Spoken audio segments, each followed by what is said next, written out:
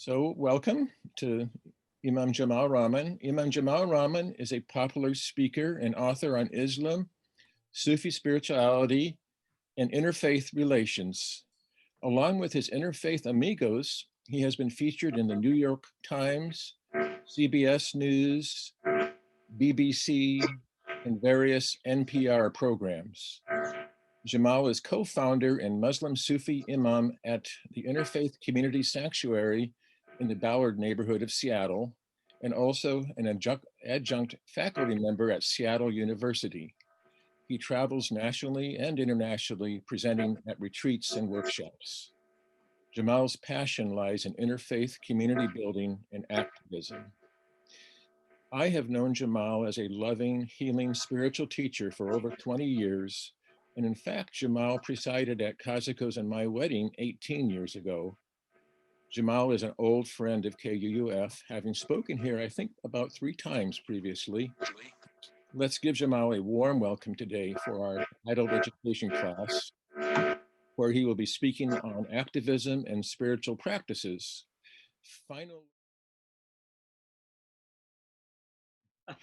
Thank you so much, Brother Jerry, and I'm grateful for your very gracious introduction. Some of you might know I work, besides being an imam at Interfaith Community Sanctuary, being 1/3 of the Interfaith Amigos. I work with a rabbi and a pastor ever since 9/11, and we travel all over the country. We also travel overseas, basically to share a message of inclusivity.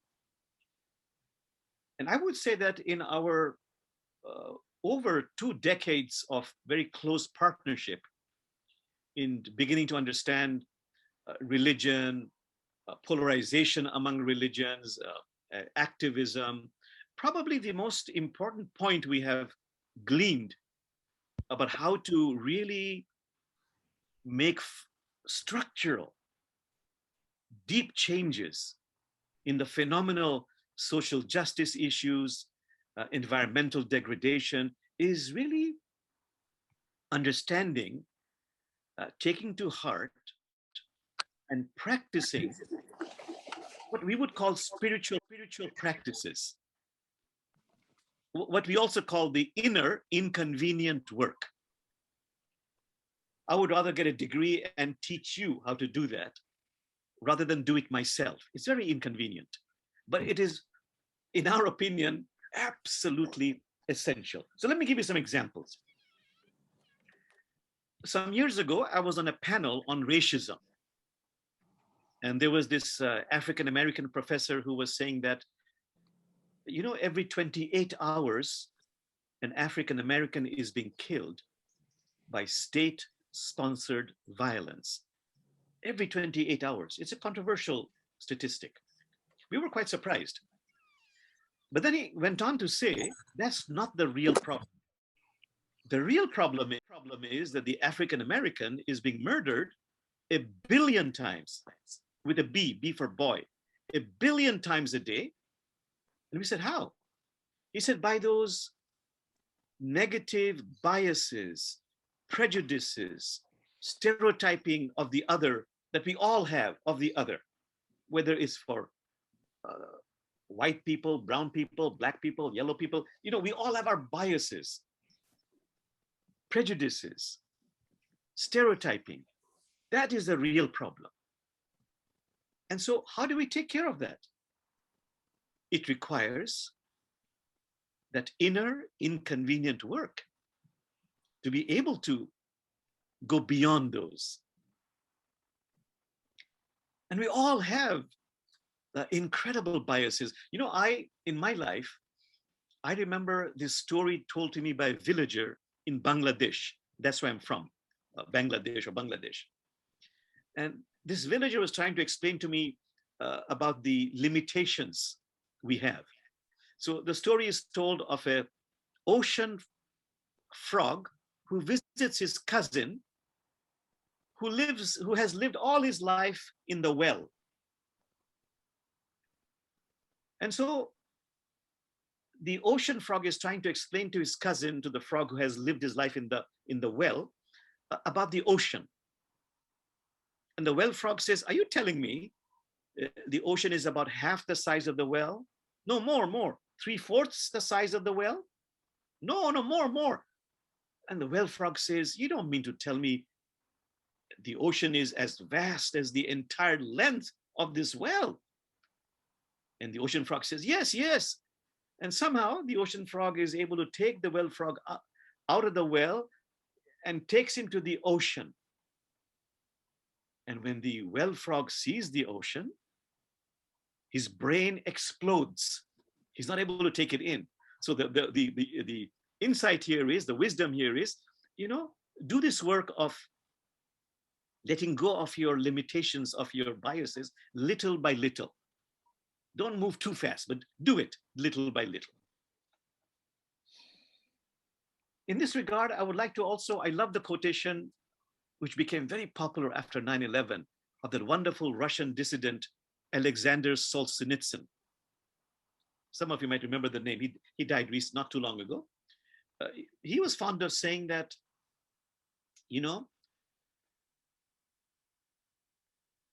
if you think that you can overcome terrorism or the evil in the world by separating those people you think are evil, isolating them, separating them, and destroying them. He says, alas, the line dividing good and evil runs through every single human heart. And who is willing to tear a piece of his or her own heart? So just be with that. We need some practices, call it whatever you want, psychological, spiritual, humanistic practices, to really find a way to go beyond our biases, prejudices. How do I do that? So just sit with that for a few moments.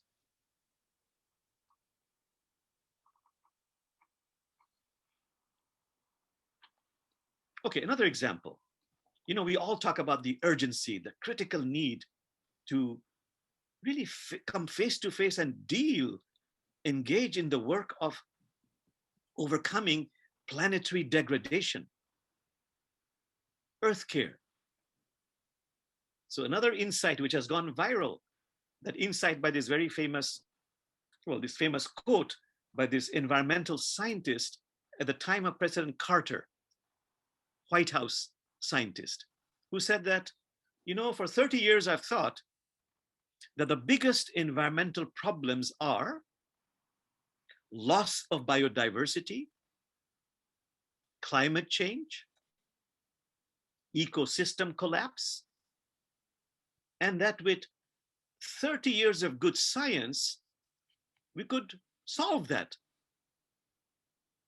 And then he says, now I've realized the biggest environmental problems are not loss of biodiversity, climate change, ecosystem collapse. The biggest environmental problems are selfishness, greed, and apathy. And he says science cannot take care of that. It requires practices. I was reading not too long ago about this Zen Buddhist environmentalist in the 18th, 19th century. Even at that time, his words were, taking care of the river is not really about the river. Taking care of the river is not really about the river. It's about the heart.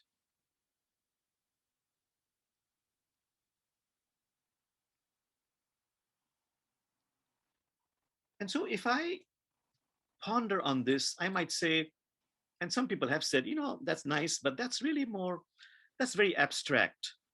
It almost sounds new age-ish, that we have to go beyond our personality, overcome our biases, and connect with our Christ nature, Buddha nature, Elohim nature, Allah nature, or the basic goodness. If you're a secular humanist or an atheist, agnostic, my basic goodness, I've got to connect with my basic goodness deep within me. And this requires work. If you think this is abstract, I love to refer my friends to a wonderful declaration called the Fuji Declaration in Japan. This is an alliance of international shift leaders, past presidents, famous academicians, Nobel Prize winners, lay people, atheists, agnostics, religious people, who have, for years have been getting together to ask, what is it we can do to overcome these incredible, phenomenal, monumental problems of our time? Social justice issues, planetary degradation. And what is astonishing is they all agree, layperson, atheist, agnostic, religious person, scientist, that the first sentence of the Fuji Declaration is that it is critical to affirm the divine spark. The words are divine spark that exists in every mind and heart of every human being, and to live by its light in every sphere of our life. That's the first sentence, that we have to affirm the divine spark which exists within every single human being, and aspire to live by its light in every aspect, every sphere of our life. So now the question is, what is this inner inconvenient work?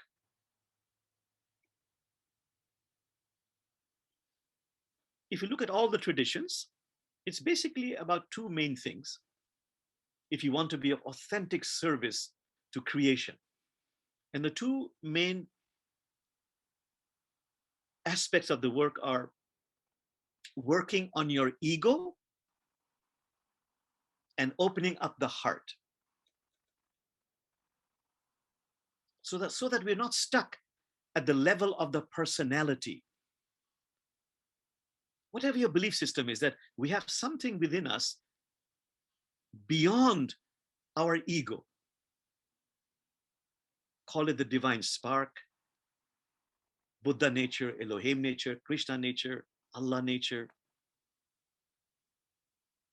And if we get stuck at the level of the ego, the great teachers say, then Jamal, your whole life will be just a life of living a life of manageable depression. You never quite got in touch with who you really are. And you will never really be able to enjoy life, or never be able to solve the critical issues of our time. You know, some of you might know Rumi. I'm sure all of you know, many of you know Rumi, 13th century sage. He has this wonderful utterance. He says, do you know what hurts the soul the most? Do you know what hurts the soul the most? To have lived a life without tasting the water of your own essence. To have lived a life without having tasted the water of your own essence. Rumi, you know, I love Rumi, so I studied Rumi in conjunction with the Quran, because the majority of Rumi's poetry is about the inner teachings of the Quran. So Rumi has this utterance. I say utterance because he rarely wrote. He would just go into trance and utter, because his heart was opened up, he said. So he has this wonderful utterance, pointing to each one of you, to you and to me. Rumi says, you are a ruby. You are a ruby in the midst of granite. You are a ruby in the midst of granite. How long will you continue to deceive us? For we can see the look in your eyes. So please return to the root of your real self. So the inner inconvenient work is about returning to the root of your real self.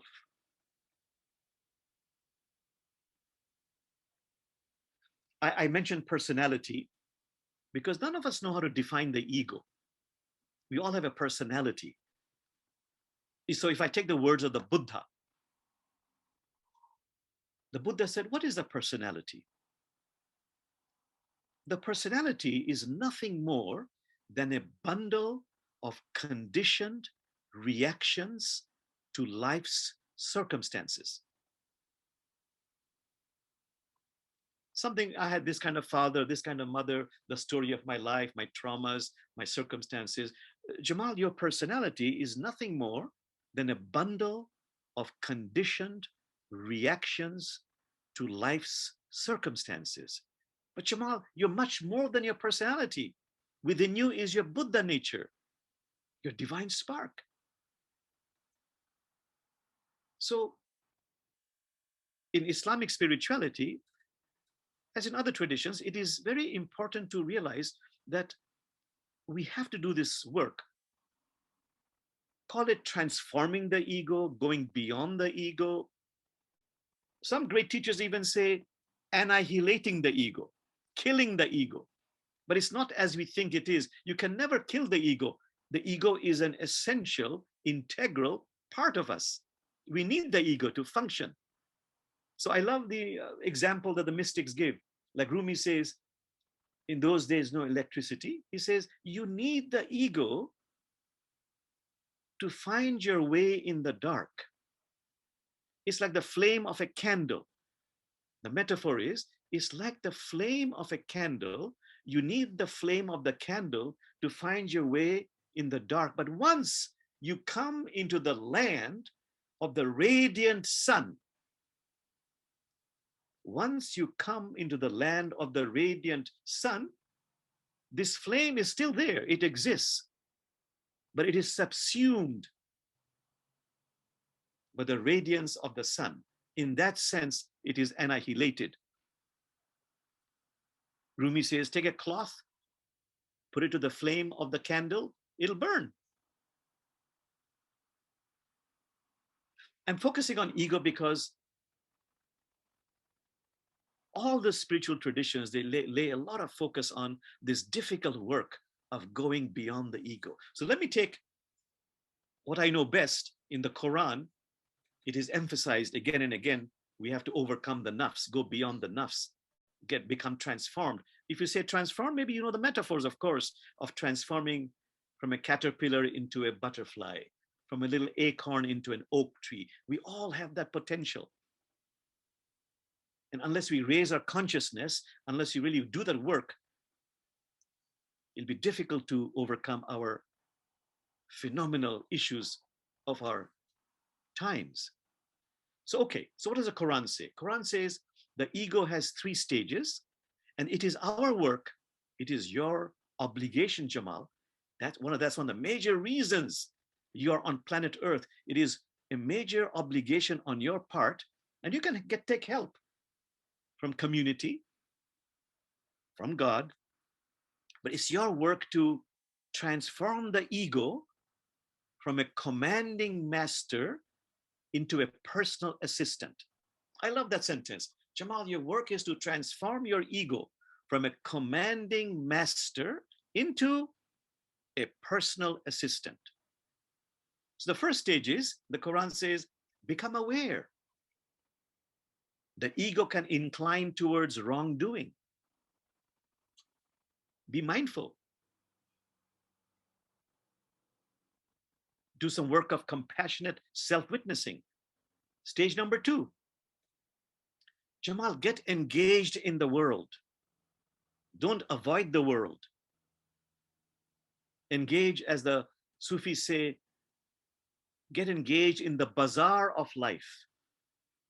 Buying, selling, marrying, having children, mortgage problems, mother-in-law problems, father-in-law problems. You'll make mistakes, but you have a conscience. You have a conscience. Make the mistakes, but learn from that, grow from that. Learn and grow by participating in the bazaar of life, knowing you have a conscience. And the third stage is realize that this work is critical. And what is this work? of aligning the personality with your higher self to become more loving, more compassionate, more forgiving, more patient. It's constant work every hour, every week, every month, every year. Align the elements of your personality with your soul, your higher self. Rumi says, marry your soul, that wedding is the way. So one important aspect of our inner work is to do compassionate self-witnessing. Prophet Muhammad was asked, what do you mean by this? And the Prophet Muhammad said two sentences. One is, he said, know thyself, and you shall know thy sustainer. Get to know yourself, and you shall know the divine spark within you. You know, the Buddha, and even in Taoism, there's this famous sentence, like the Buddha said, know others, get to know others, you become wise. Get to know yourself, you become enlightened. In fact, the dying last words of the Buddha was this: work out your salvation with diligence. Be a lamp unto yourself. Be a lamp unto yourself. So this work of self-witnessing, compassionate self-witnessing, so I can become more patient, more loving, more giving, more forgiving, moving beyond my personality, is very critical. So in Sufism, we have humorous stories to help us laugh at our foibles, at the foibles of the ego, and realize that is me, but that's not the only me. If I go beyond that, I can connect with the real me, my higher self. But it comes through compassionate self-witnessing. So let me tell you a story, which I and Rabbi Ted and Pastor Don Mackenzie, we probably have said it a few hundred times as we travel the country. It's about the patterns of our behavior. How shall we go beyond the patterns of our behavior unless we become aware of them? So the story is, the mullah, who's a fictional character, goes to work. At lunchtime, opens his lunch pail box. What does he find? A cheese sandwich. Second day, third day, fourth day, fifth day, it's always a lousy cheese sandwich. 10th day, I'm getting sick and tired of this lousy cheese sandwich. So his puzzled coworker says, mullah, why don't you ask your wife, be persuasive, to make you a different kind of sandwich? I'm not married. Who makes them? I do. So you see, we're stuck in that pattern of behavior. I might blame, during Occupy Seattle, we did that, blaming all those corporations. I remember blaming those mega banks, which are exploiting its employees. Here and in overseas, all these mega banks, just greedy. And then we realize, I myself, I am banking in those banks. How will I ever have that structural change unless I become aware of my own pattern of behavior and make those changes? So that self-witnessing is very critical. Let me give another example. You know, in our time, telling the truth has become so important. The story of the mullah who's about to give a big party, but he needs a huge pot. He doesn't have that. So he goes to his neighbor's house and knocks on the door. The housewife opens and he says, can I borrow your large pot? I hear you had this huge pot. She doesn't want to lend it to him, but the rules of hospitality. So she gives it to him. The next day, after the party is over, the mullah returns to give back the pot, but also has a smaller pot. She says, what is this small pot that you're giving me? She says, madam, didn't you know your pot was pregnant. It gave birth to this small pot. She says, I kind of suspected that. Thank you so much for taking care of the delivery and giving me the small pot also. So next month, the mullah knocks on the door again, wants to borrow that pot, another huge party. But after the party is over, there is no news of the mullah. A day passes, a week passes, a month passes. So she goes to the mullah and knocks on the door and says, where's my pot? And the mullah says, madam, didn't you know that your pot was pregnant? She says, yes, yes. And I'm so sorry to tell you, your pot died in childbirth. And the housewife says, that's impossible. How can a pot be pregnant? The mullah says, you believed it the first time. So what is this about? In our own lives, there is truth and there is truth of convenience. How should we ever get out of the truth of convenience unless we become aware of our own indulgence in the truth of convenience? Okay, I also said you have to open your heart. What does that mean? There are two main meanings of this one. One is you got to cleanse your heart, purify your heart. There's a wonderful saying, please understand the nature of purity. If your key is crooked, it will not fit the lock. The door will not open. There's another metaphor from the Quran. The Quran says every time you have a negative or evil thought, or you engage in some negative and evil behavior, it creates a rust on your heart. Your heart becomes stained with rust. And Prophet Muhammad said, for every rust, there is a polish. For every rust, there is a polish. And the polish for the rust of the heart is remembrance of God.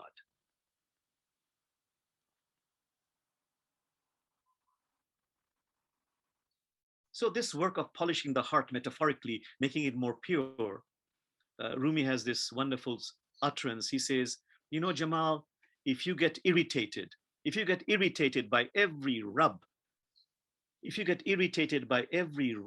how will the mirror of your heart ever be polished? There's one more point about the heart, which is very critical to spiritual teachers. When the spiritual traditions say, open your heart. In fact, they say, break open your heart. That's hard work. And what it really means in some traditions is, Jamal, can you embrace not only your 10,000 joys of life, but also your 10,000 sorrows of life?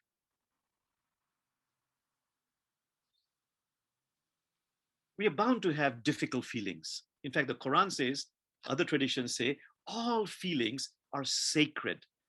They have an edge only because they are separated from us. Our task is to, besides embrace our loving, happy, joyous feelings, also to embrace our difficult, painful feelings.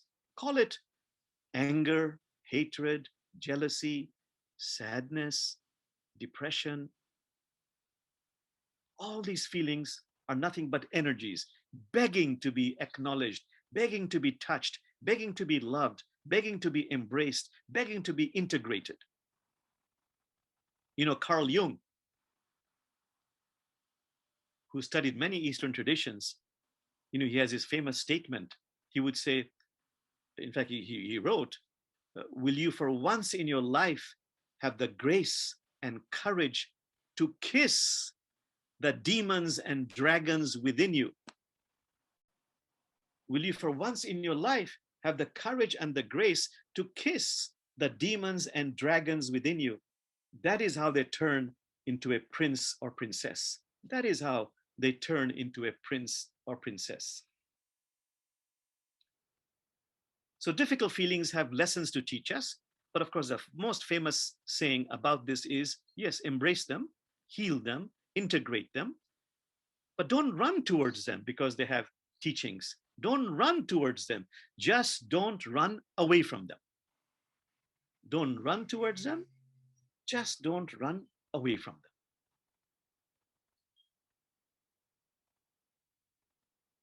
And about this, Rumi has a beautiful poetry. He says about embracing your difficult feelings. He says, take a pickaxe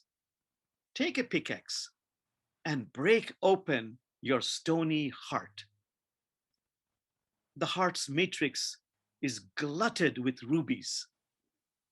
The heart's matrix is glutted with rubies. Springs of laughter are buried in your chest. So my friends, just very quickly, without going into details, what are some practices we can do? Very briefly. Well, the first practice, I always carry a piece of paper in my back pocket, is ever since childhood.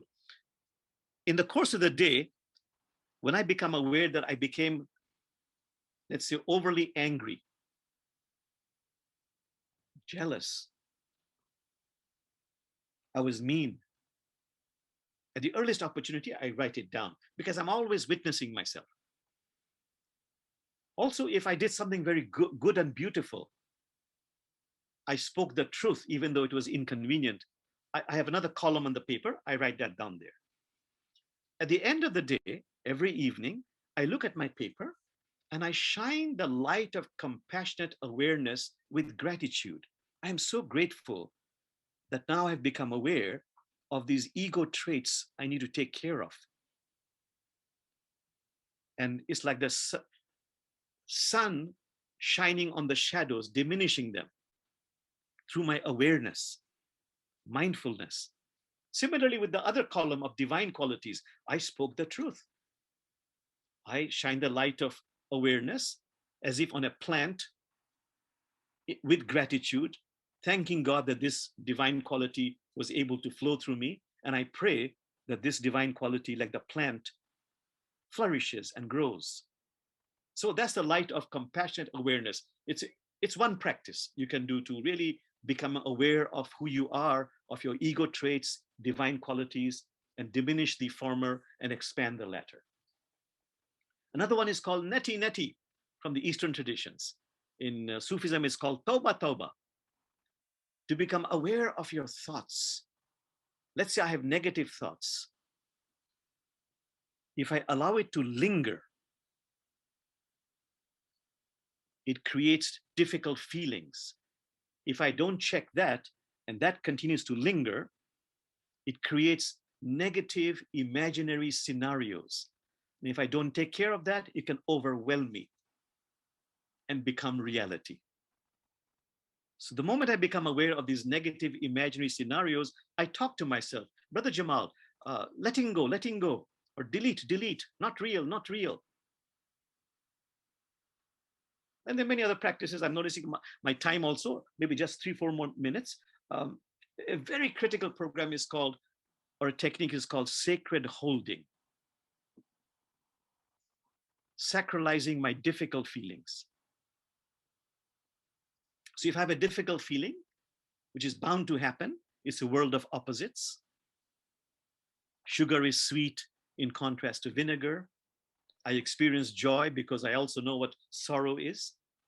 Whenever I have a difficult feeling, I work on not doing something I will regret. But at the earliest opportunity, I will do this process called sacred holding. Brother Jamal, close your eyes. What is it you felt? Where in your body did you feel it? Just be with it. Then ask it some questions.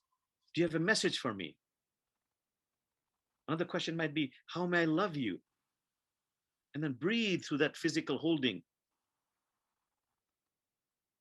And this acknowledges, begins the process of healing and integrating that difficult feeling within me. And by the way, sometimes it takes 3 months to teach this particular technique of sacred holding, but it is critical So all this by way of saying, if I don't do this inner work, and there are many more practices we need to do, then in fighting injustice, if I don't do this work, I might myself become unjust.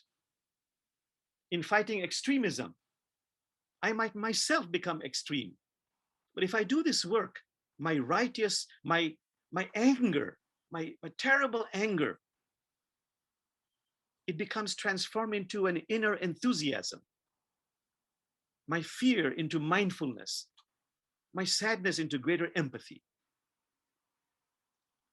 My friends, I'll close with just one more insight, that we do these practices because if we have to overcome polarization, religious polarization, political polarization, racial polarization, one of the key ways to take care of it is, as the holy books say, let me quote the Quran. The Quran says, God has created diversity for one primary reason, so you might get to know the other on a human level.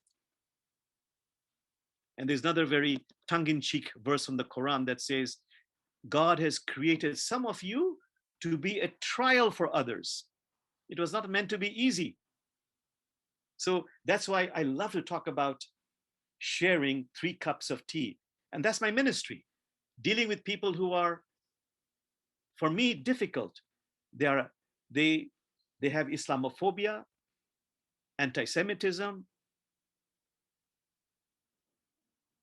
They are really believing in white supremacy.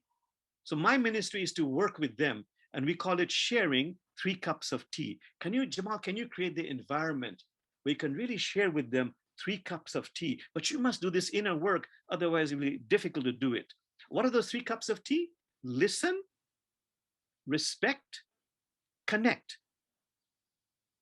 What is listening? Rumi says, metaphorically, listening is like putting your head on the person's chest and sinking into the answer. An enemy is someone whose story I have not really listened to. That's listen. The 2nd cup of tea, respect. I'm against this person's behavior, which is unacceptable. I'm not against this person being or essence, which is Christ nature, Buddha nature, Elohim nature. And there's a wonderful mystic who says, in dealing with somebody who is adversarial, do what is right. Protect yourself. Don't allow yourself to be abused. But as you take the right action, I beg you, do not keep this person's essence out of your heart. As you take the right action, make a differentiation between behavior and being. I'm against a person's behavior, not the person's being. And just keeping this discernment, differentiation in my heart and mind has the power to shift heaven and earth. Last one, I said, listen, respect, connect. Jamal, can you create the environment where you connect with the other on a human level, share stories, discuss and talk about your common humanity, joys, sorrows, children, plans that worked, that didn't work in my life. That wonderful saying, this universe is made out of stories, not atoms. And I know from my personal experience of over 20 years dealing with difficult people who sharply disagree with me in everything. But if I can become friends with them, now the same differences remain, but now they no longer loom as a threat. Plus, it seems to create the space where we can actually join hands in working on projects common to both our hearts, like social justice issues. Okay, my friends, I've gone a few minutes over my time, so I'll stop here. And please, any questions you have? Thank you so much, Jamal. Boy, on so many levels, what you said is so relevant to what we're dealing with right now in our world. And so thank you so much, much appreciation. So a reminder, of course, if you want to ask a question, just unmute yourself, of course, otherwise keep yourself muted. And so I'll open it up to questions. I've got one. Jamal, that was wonderful. I'm wondering, um, we can't meet everybody. Like there's a whole bunch of people, like in a group that you disagree with. Let's just say the marchers who are marching against race, that are marching for white supremacy. So they're coming down the middle of the street, and there's a mass of them. But how do you ever get them separated from one another? Because they seem always just to go to socialize only with themselves. So I don't know how to ever break into the circle and do those 3 cups of tea. I would say, even before dealing with these white supremacists, practice the 3 cups of tea in your own extended family. In our own family, we have people who are either pro-Trump or pro Joe Biden or whatever the case might be, or have different religious views. I would start by practicing 3 cups of tea with your close and near and dear ones. And once then you get that practice, then it becomes easier to deal with people who are pretty much on the extreme. And I found that really works.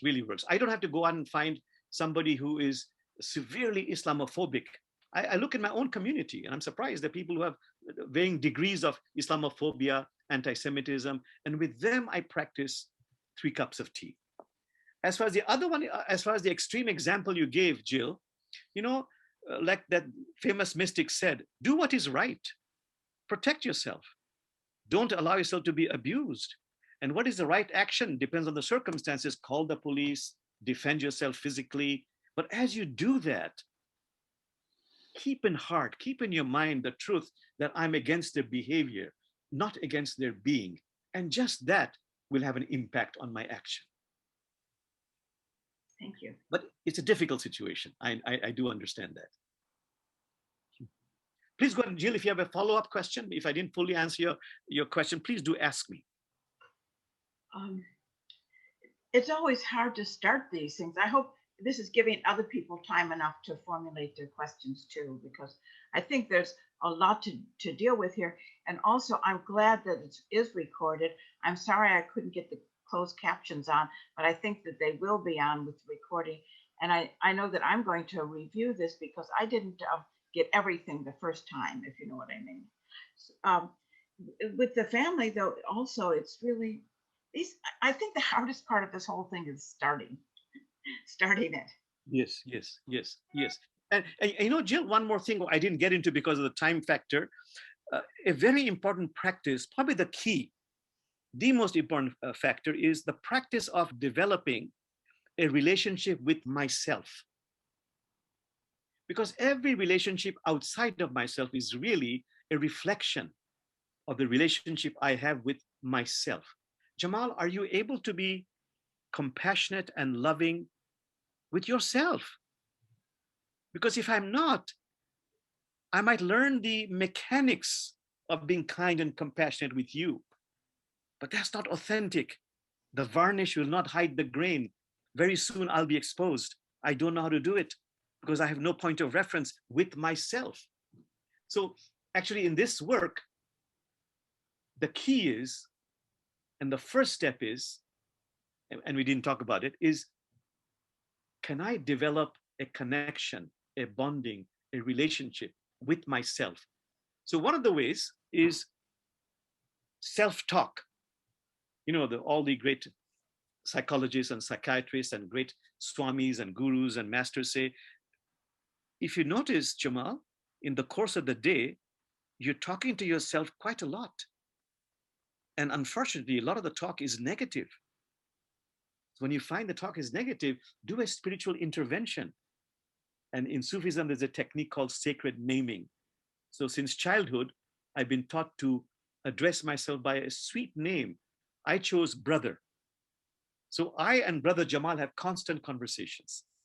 So if I'm angry, I say, this voice comes up from within me, brother Jamal, with a tone of affection, brother Jamal, I know you're angry. Please restrain yourself. Don't do something you'll regret. And then I continue the conversation. Brother Jamal, it's okay. I'm here with you to support you. And immediately, the moment I say, brother Jamal, I feel a wave of compassion come over me. And the content of my conversation, the fiber of my feeling changes. So it's a practice of developing one way called sacred naming, of developing a relationship with myself. So I and Brother Jamal have constant conversations, and it pulls me out of many difficult situations. Thank you, Jamal. I have a question. It seems like, I'm sure everybody agrees, we live in an era of extreme polarization where people on different sides of issues, whether it's political or environmental, don't really listen to each other. They label each other, and they wait for somebody else, the other side person, to make some mistake or say something that can be distorted, and they emphasize that. So it seems like the goal in the news and politics often is not to listen, but to win, and to win the political argument and stay in power. So I have to admit, often I feel pretty helpless. And I don't know, I'm not asking you to solve our political problems, but I guess. No, absolutely right, Brother Jerry. To listen, that's a great art. Requires the spiritual virtues of patience, humility, sincerity, being present, and really listening. I'm not listening. If somebody who's adversarial is talking, while the person is talking, I'm formulating my answer, how to answer back. But that's not listening. As Rumi said, listening is metaphorically putting your head on the person's chest and sinking into the answer. So that requires learning the art of authentic listening, which really at the root of it is being present, being humble, being sincere, and really being willing to listen. And also to listen to those with whom you disagree. Very quickly, I wanted to say, in our house of worship, Interfaith Community Sanctuary, I brought a couple of Trump supporters a few months ago. And some people were really rattled and told me, Jamal, please, please, please never do this again. It really disturbed my peace of mind that you brought these people with whom I totally disagree, and the things they said and the lies they said. But here is what Noam Chomsky says from MIT, that wonderful social scientist. Noam Chomsky says, if you don't listen to people you despise, if that's what your stance is, if you don't listen to people you despise, you don't really believe in freedom of speech. You don't really. So even that willingness to listen, and to really listen to someone you totally disagree with, white supremacist, the ISIS person, the settler, the conservative settler from Israel. But Jamal, can you listen? That's a great art. Thank you, Jamal. So I expect there probably are other questions too, and remember, you can ask pretty much open as far as what you cover. Politics, international relations, as well as personal growth. So welcome. This is Beth. I'd just like to say, as you were talking near the end of what you were saying, I was thinking, yeah, but I have all these negative voices in my head that come from my rearing, and that I'm never good enough. I'm this way, I'm that way. It's always negative. And how do I move into a place of positive self-regard so that I can have it for others too? So I'm familiar with the feeling, because it isn't a very common feeling in myself. So the technique that you just shared with us of creating this alternative self or alter ego, with whom we can be in dialogue, and who has a slightly different name, maybe a more loving name, so that my sweet one, my beloved one. Yeah, that was very beautiful. Thank you. No, thank you. I'm sorry, I interrupted you. You were saying something. Well, no, I just wanted to thank you for giving us that tool. Yes. Oh, thank you. And to help us differentiate the sort of the negative voices in our heads from the positive sort of like higher self. Right. You know, one thing else I would say is, you know, in Sufism, they say probably the most important, or one of the most important qualities to understand and to practice is compassion, mercy, gentleness, and particularly for oneself. And they will say, please understand that compassion, mercy, gentleness is very powerful. The metaphor they use is water. That, you know, there's nothing as soft and yielding as water is, yet for overcoming the hardest, nothing is as powerful as water is. So it means if you're gentle, compassionate, you have authentic strength. And also, wherever water falls, life flourishes. It is life bestowing.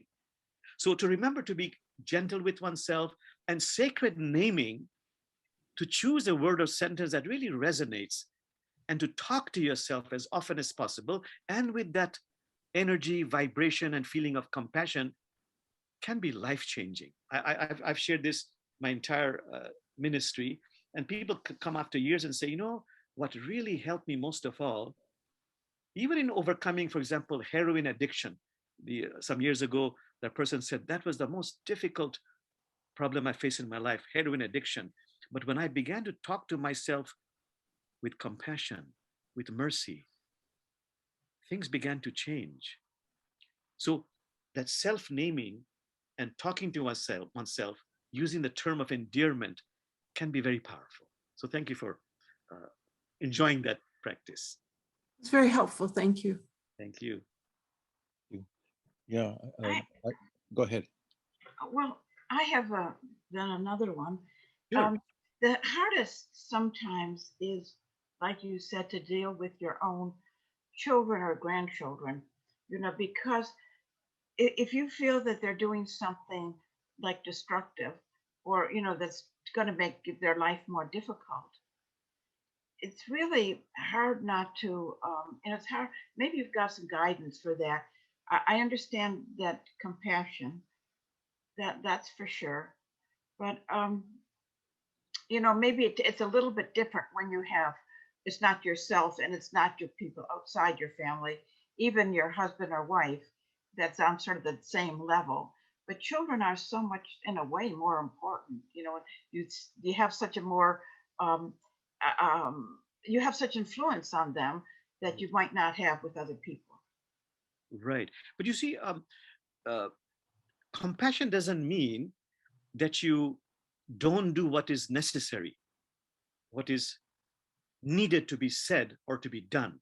It just means that whatever is essential to be said or to be done, you infuse that with mercy, the gentleness of voice, that realization that I'm talking about that person's behavior, not that person's being. So for my own children, I will say, you know, I'm talking about your behavior. Your being is very pure, very sacred. It's your behavior which really is not acceptable, that you must really work on. And I say it with a tone of mercy and gentleness. And I point out the difference between the person's behavior, the child's behavior, and the child's essence. I say, within you is a basic goodness, and we have to do everything to get in touch with that. So with that tone of voice and the differentiation between behavior and being, it has a big impact. Yeah.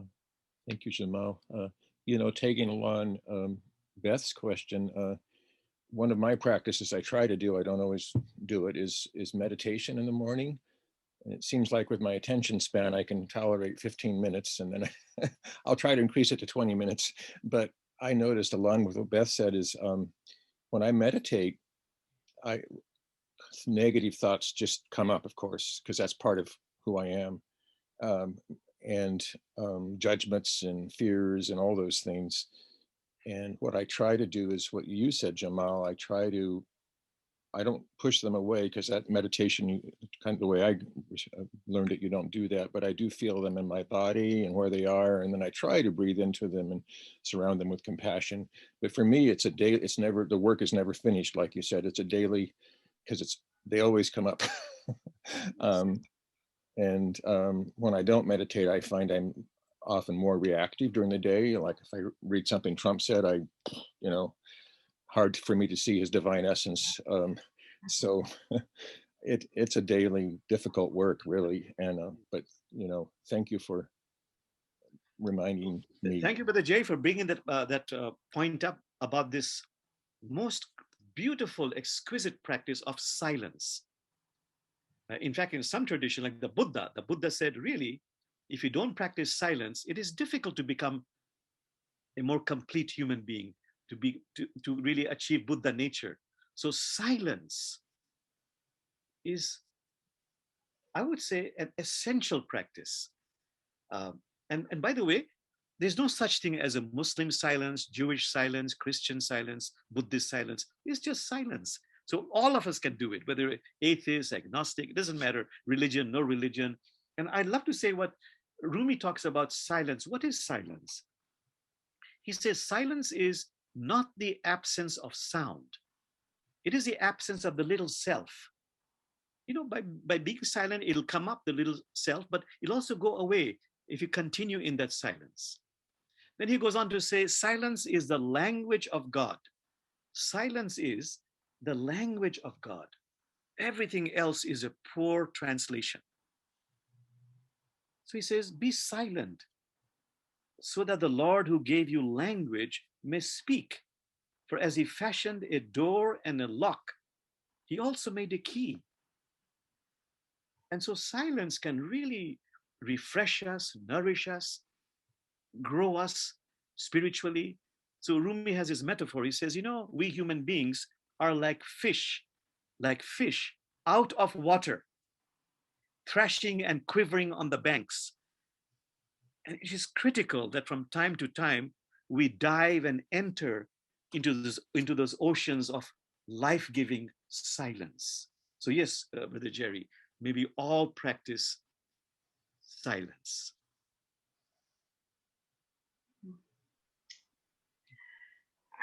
Are there any more questions now?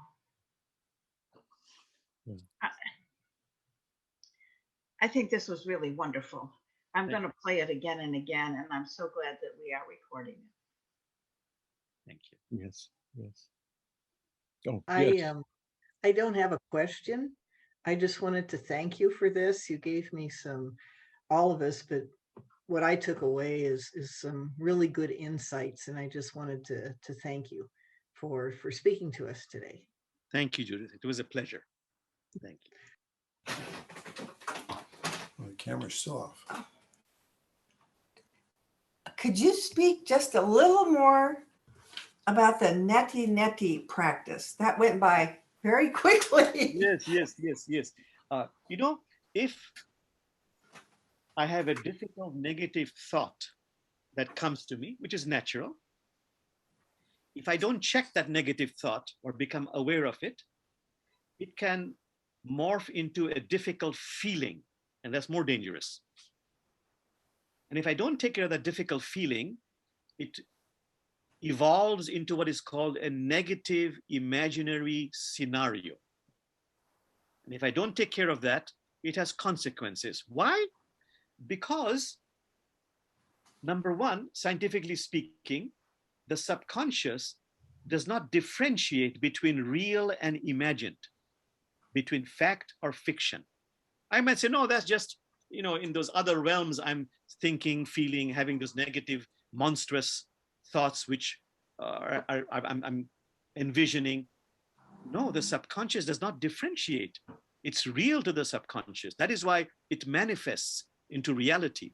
Number two, scientifically speaking, everything is interconnected. I might say, no, this is just in the imaginal realm. Yes, it is. But everything is interconnected. It is also connected to the real world, what we call the real world. And what we do in the real world, we think, we feel, we envision, has an impact on the invisible world. Like Rumi warns us. Rumi says, beloved one, please know, there is traffic and trade in those invisible realms. So therefore, the moment I become aware of these negative imaginary scenarios, it's important to do a spiritual intervention. Brother Jamal, Netty, netty, not real, not real, not this, not that. This is not real, not real, not real.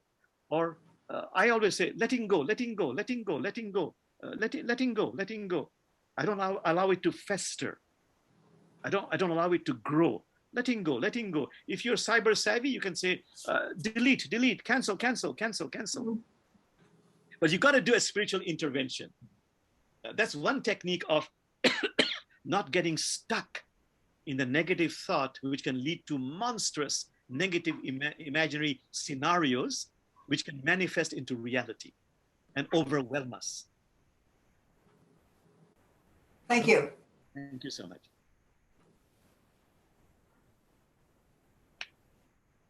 So are there other questions or things you were kind of thinking about as you heard Jamal, or again, it could be about, like I say, a new thing, international stuff going on, or I think as well as personal growth. So any other?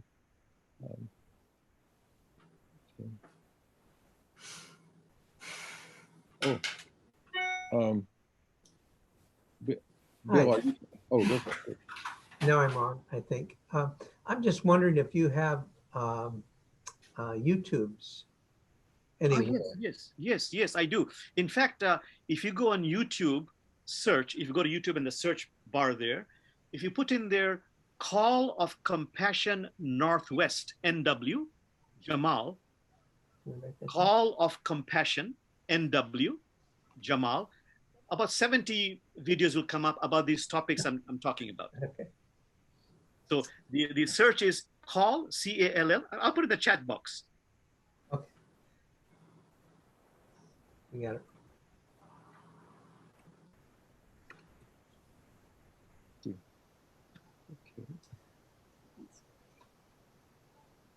All right. Well, I just wanted to also say I enjoyed it very much. Thank you so much. Appreciate having you on. I really enjoyed being here. Yes. Okay, here it is. Call of Compassion, NW Jamal. A lot of videos will come up. Okay. Oh, NW Jamal. Okay. And it's all small. Well, so So we call it, copy it. yes. Oh, Beth. Beth, did you have a question? Oh, I just was going to say goodbye. We have company arriving, so I have to say goodbye. Thank you so okay. much. Thank you, Beth. so much Yeah. for being, Okay. Beth. Okay.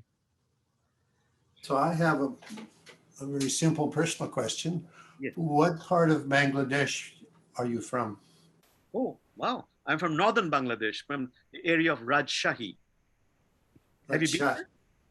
I've been to Bangladesh once, and we did journey some in the north. I don't remember exactly the name of the place, but it was where the river comes out of India, and they mine for stones. Yes. Oh, so Alan, you've been there, you've survived. I congratulate you. Well done. Can I ask you which year was this? Excuse me? Can I ask you which year it was?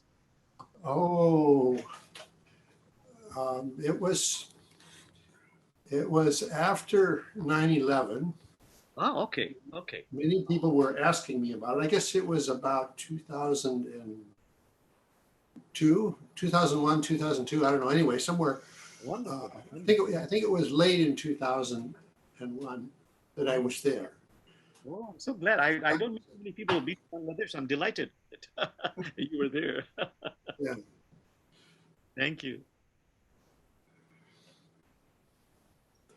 I was there with a results thing and to visit microcredit projects. Ah, Grameen Bank. Grameen Bank, yes. Mohammed Yunus. We did visit the Grameen Bank very much. Wonderful. You know, there's been a recent report by Christian Science Monitor. They had an editorial board, and they said that Bangladesh, in the last few years, has made momentous strides. From being a basket case, it has now becoming an Asian giant, economically speaking. And the reason they said is mainly because they made a decision some years ago to invest in those who are considered marginalized and non-essential, mostly women. But Bangladesh invested in women, education was free, a lot of job openings for them, and that has dramatically changed the fortunes of the country. And invest in the poorest of people.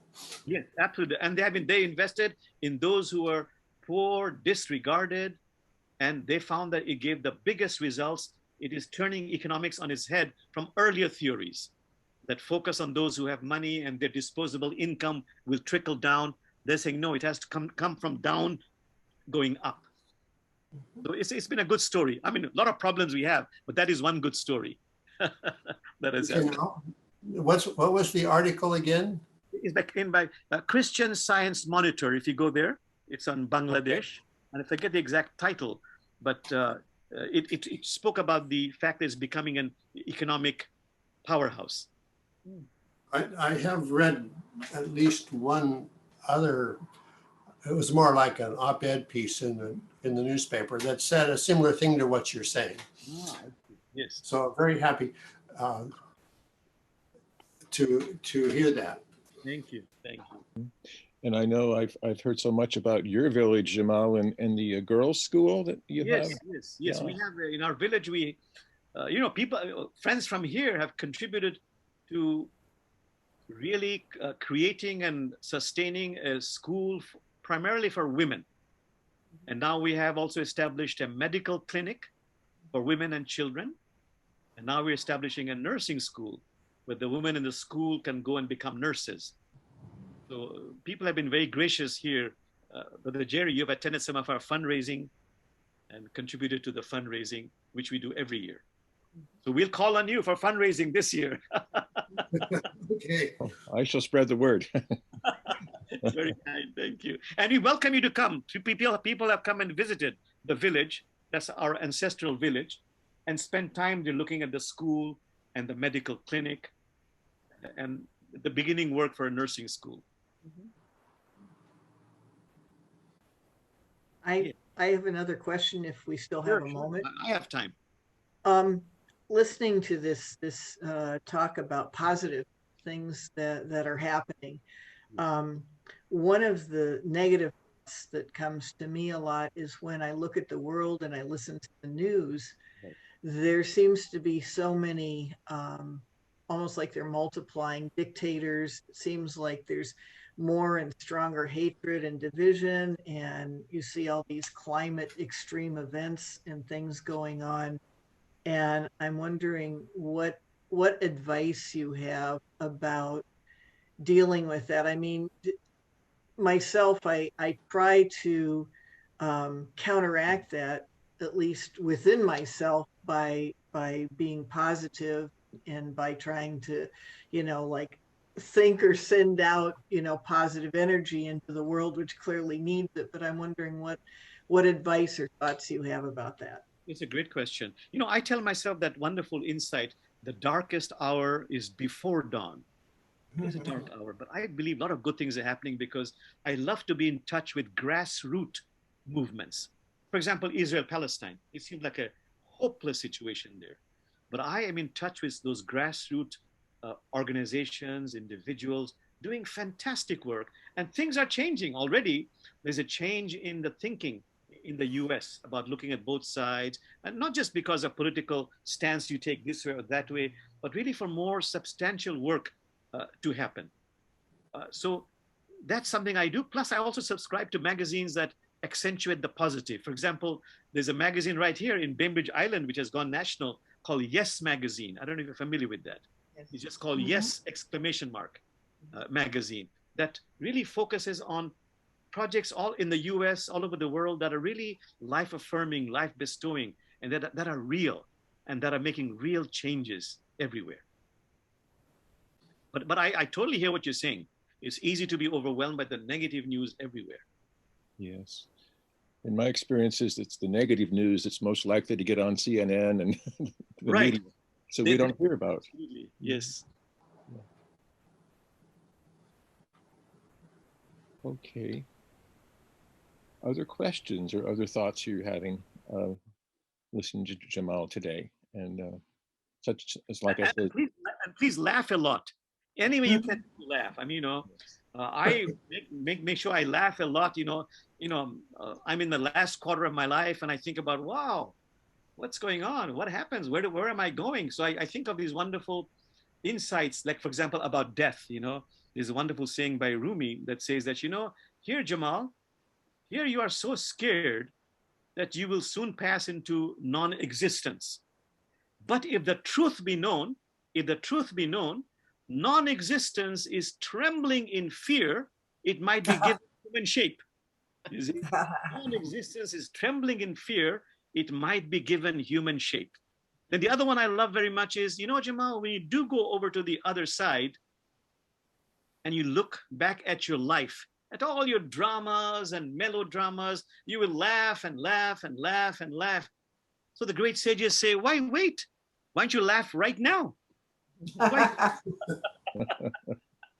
remember quite a while ago, I took a class of yours on laughter at your sanctuary.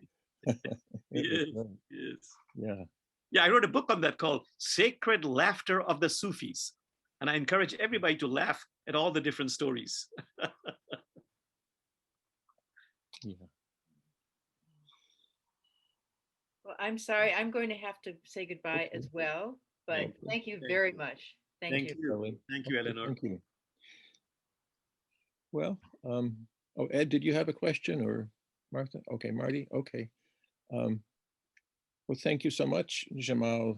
Thank you, Brother Jerry. Just been such a timely, just such an important message for our time, and I'm taking it to heart, and I know others are as well. So we will just send you our blessings, and we'll see you in person at some point, I'm sure. Look forward to that. Yes. Thank you for the beautiful rectangles of love. This is from Rumi's wonderful verse. Please come out of the circle of time and enter the circle of love. That's the key to life. Come out of the circle of time and enter the circle of love. So beautiful rectangles of love. Thank you. Thank you. Thank you. Thank you. Bye-bye. God bless. Okay. Thank you, everybody, for coming and being here. And Jamal, I know we'll see each other again. Yeah, absolutely. Thank you. God bless. Bye. Take care. Bye-bye now.